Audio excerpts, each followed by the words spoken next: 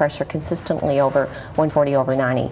Like if you go to your doctor's office and you just happen to have 140/90 on one particular day, that does not diagnose you as having high blood pressure. You have to have it consistently over 140/90. And what do we think? We must know what causes high blood pressure. 90 to 95% of the time they don't know. Really? It's sometimes called a silent killer because many times people don't have any symptoms of high blood pressure. And occasionally somebody might have a headache or some dizziness, but many times there's no symptoms whatsoever. And if you go around for many years with undiagnosed high blood pressure, you can have kidney disease, stroke, more prone to heart disease. It's just one of those things that sometimes you wish there were more warning signs. More signs that you could tell. So it's very important then for people to be going in, getting yearly checkups, and getting their blood pressure. Since it is a silent killer and many people don't know about it, it's important to get it checked. Correct. Okay. Who's at risk then for high blood pressure? If it's in your family, does that mean? Yes, genetics is one of the big things. Yes. As we get older, our blood pressure will increase. There's certain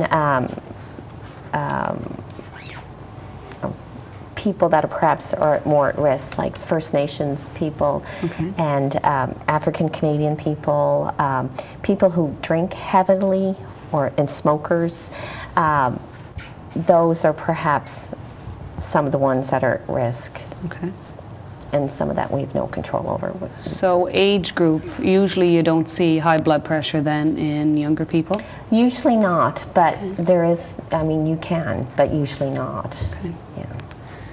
So we'll give you a break, Karen, and go back over to Gary, back to his story. Gary, you said that you went to some caregivers' home for about a year.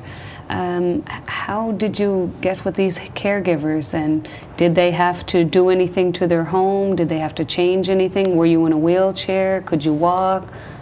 Well, I was very fortunate in that I was able to recover a lot of my mobility during my stay in rehab. The caregivers were friends who made an offer to take me in, basically, and so I was very fortunate that way. They had to make some minor adjustments to their home. I wasn't able really to use the wheelchair, but by the time I was able to go home, I didn't really need the wheelchair. I was able to get around with. You were able to walk on your own? Yeah, well, not on my own, but I used a cane and got around that way. Okay. Yeah. And was there any other special equipment that you required then? Well, yes. In order to just have a regular life at home, I had mobility issues. I couldn't take my medications because I didn't have the brain to be able to know what I was supposed to be taking. I couldn't take a bath on my own. I couldn't prepare meals on my own. I didn't have transportation. I couldn't drive. My financial life was completely gone out the window. I had no ability to be able to do my banking or anything of that nature.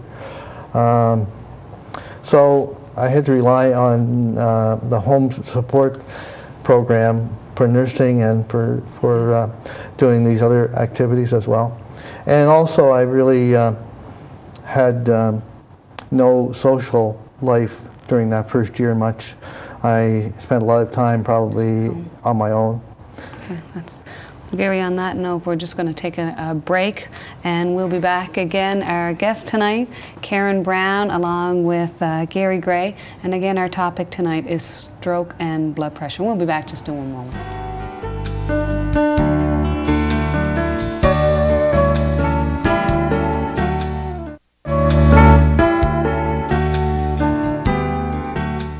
And again, we're back, Gary Gray and Karen Brown, and we're hearing a little bit about Gary when he got home from the hospital. Well, not home, his new home to him then. He had caregivers looking after him, and what he could and couldn't do. There was more things that you couldn't do, right, Gary? Many things I couldn't do. I had to develop what I called a new normal. I was never going to be able to go back to my old self and I had to create a new self. And so that's where I started from. So physically, your body wasn't what it used to be. Not at all. But emotionally and mentally, it must have been quite a strain on yourself too. Emotionally, mentally, physically, all of those things they had to be rebuilt. It was like having your car and you total it and you've got to rebuild it.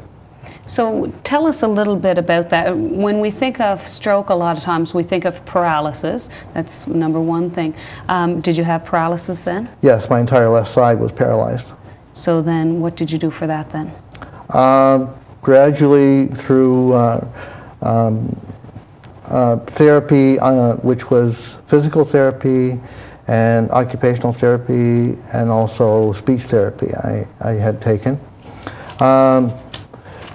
I was taught through those 3 types of therapy how to start to rebuild my life, and it was like one step at a time. Some days that's all you would get, would be able to just take one step at a time.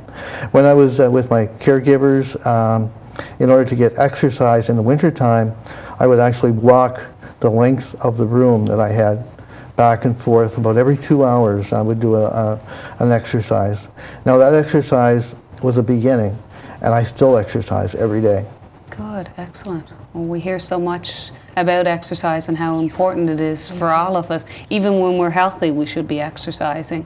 And what about, like you said, your brain? You couldn't work, you couldn't